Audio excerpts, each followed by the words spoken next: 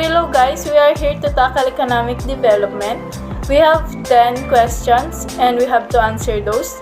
But before that, I will state my name. My name is Leslie Ann and I created this video, and let's start. Why is economics central to an understanding of the problems of development?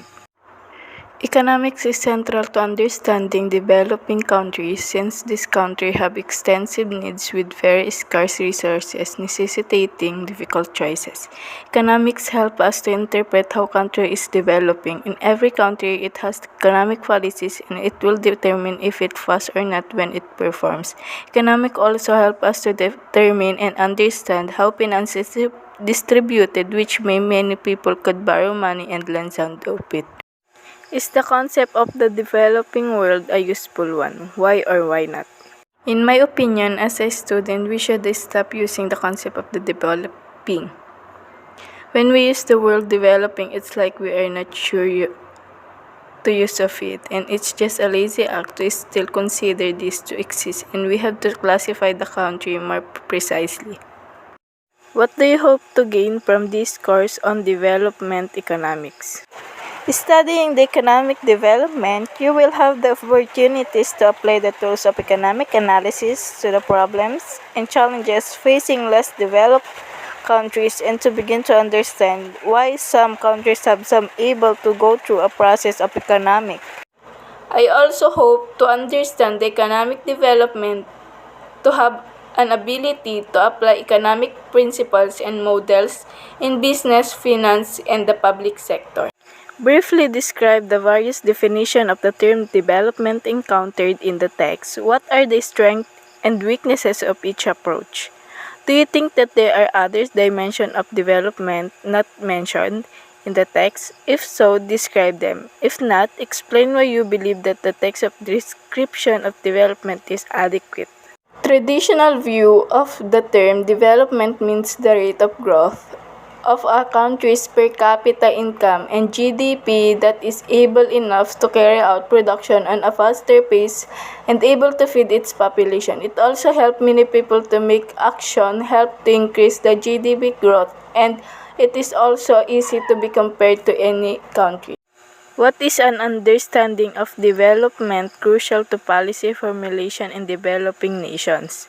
Do you think it is possible for a nation to agree on a rough definition of development and orient its strategies accordingly? The aim of any policy is to bring about positive changes in the economy. Theories are not adapted to all countries. Understanding of development crucial is because it makes sure that in which area the country needs to develop, and then accordingly it should formulate its policies. You can see the trends or the relation of economics of developing. Why is a strictly economic definition of development inadequate? What do you understand economic development to mean? Can you give hypothetical or real examples of situations in which a country may be developing economically may still be underdeveloped? A strictly economic definition of development brings a change in the attitude of people by providing more education and health facilities, changes in the status of women, eradicate poverty by provision of employment opportunities, reduces income inequalities, provide adequate health facilities, increase production in all the sectors of the economy, whether agriculture, industrial, and tertiary sector for balanced economy. How does the concept of capabilities to function help us gain insight into development goals and achievements? Is money enough? Why or why not? Capabilities to function is what really matters for status as a poor or non-person. Money is also not enough in terms of economics because money uses to support every branches of economy. What forces may be at work in giving the Millennium Development Goals such as high profile in international economic relations? Millennium Development Goals are the strongest statement yet of the international commitment to ending global poverty. They acknowledge the multidimensional nature of development and poverty alleviation. An end to poverty requires more than that just increasing incomes of the poor. The Millennium Development Goals have provided a unified focus in the development community unlike anything that preceded them. What critical issues of development problems and prospects facing the Philippines?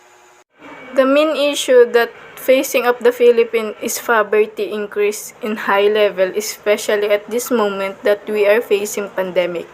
Scarcity in food also affect those people in needs. Unemployment increase due to many restrictions and not having proper waste disposal. It has been said that ending extreme poverty and achieving genuine development are possible but not inevitable, and that this gives the study of economic development its moral and intellectual urgency. What is meant by this? Comment and evaluate. Ending poverty is possible. It takes proper planning on how to promote growth in the economy. However, in this matter, it is a must that moral and intellectual urgency must be considered. If we plan intellectually without considering the moral aspect of the plan, then this might create chaos in our society.